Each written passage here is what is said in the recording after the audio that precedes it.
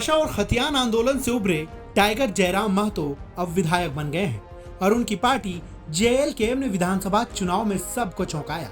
3 सीटों पर जयराम की पार्टी दूसरे नंबर पर रही, तो वहीं डुमरी विधानसभा सीट से जयराम ने बाजी मारी।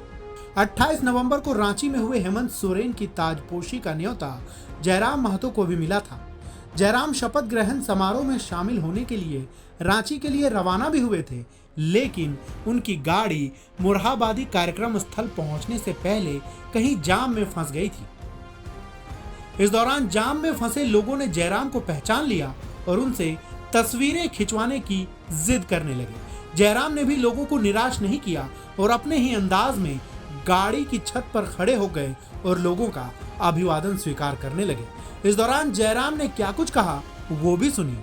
शपथ ग्रहण समारोह में शामिल नहीं हो पाए। हम लेट से आए, शपथ समारोह पार हो चुका था, ट्रैफिक जाम था तो हम पीछे से आए। अब हमको भी जाने में टाइगर जयराम में तो विधायक जयराम में तो कितना काम करेंगे।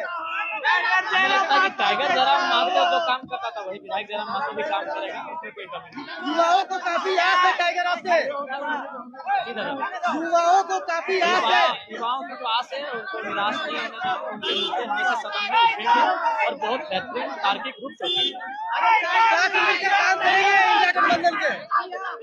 इसके बाद जयराम वहां से निकलकर शपथ ग्रहण समारोह स्थल में पहुंचे, लेकिन तब तक काफी देर हो चुकी थी।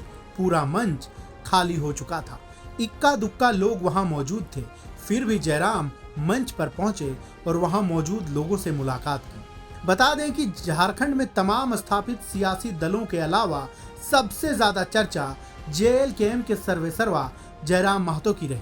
अपने पहले ही विधानसभा चुनाव में जेएलकेएम ने झारखंड की 81 सीटों में से 71 सीटों पर अपने उम्मीदवार उतारे, जिसमें पार्टी के अध्यक्ष जयराम खुद डुमरी और बेरमो 2 विधानसभा सीटों से चुनाव लड़े।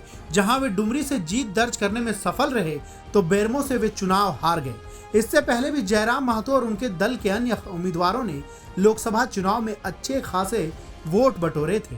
2024 के लोकसभा चुनाव के बाद पार्टी को राजनीतिक दल के रूप में चुनाव आयोग से मान्यता मिली थी। इससे पहले जेएलकेएम जेबीकेएसएस के नाम से जाना जाता था और इसी बैनर तले जयराम पूरे झारखंड में घूम घूम कर कई सालों से भाषा, स्थानीयता और रोजगार के मुद्दे पर मुखर रहे हैं। अब देखना दिलचस्प होगा कि अकेले विधानसभा पहुंचने वाले जयराम महतो सदन में कैसे अपनी बात रखेंगे और सदन के बाहर सड़कों पर क्या वे अपने उसी तेवर में दिखेंगे जैसे पिछले कुछ सालों से दिख रहे हैं, और उनकी पार्टी जेएलकेएम का अगला रुख क्या होगा।